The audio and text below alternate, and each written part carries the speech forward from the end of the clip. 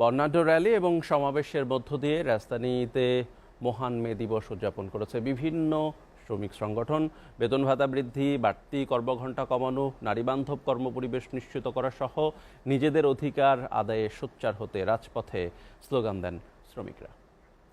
আর শ্রমিক নেতারা বলেন, দ্রব্যমূল্যের ঊর্ধ্বগতির কারণে শ্রমিকের জীবন নাভিশ্বাস উঠেছে। শ্রমিক মালিক ঐক্যের ভিত্তিতে উৎপাদন বৃদ্ধি ও অপচয় রোধ করার উপর গুরুত্ব আরোপ করেন তারা।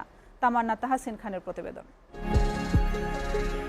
1886 সালের 1 মে যুক্তরাষ্ট্রের শিকাগো শহরে শ্রমিকরা 8 ঘন্টা কাজের দাবিতে আন্দোলন করেন। দিবসটি স্মরণে পৃথিবীর সব দেশে উদযাপিত হয় মে দিবস। রাজধানীর মিরপুরে নিজেদের অধিকার প্রতিষ্ঠায় মে দিবসের র্যালি বের করে মাদারল্যান্ড গার্মেন্টস ওয়ার্কার্স ফেডারেশন। 2023 সালের ঘোষিত মজুরি বাস্তবায়ন করা হোক, কারণ অনেক ফ্যাক্টরিতে এখনো 2024 সালের বেতন বৃদ্ধি হয়েছে, অনেকেই এখনো করে নাই। তীব্র তামান্না তাহসিন খান,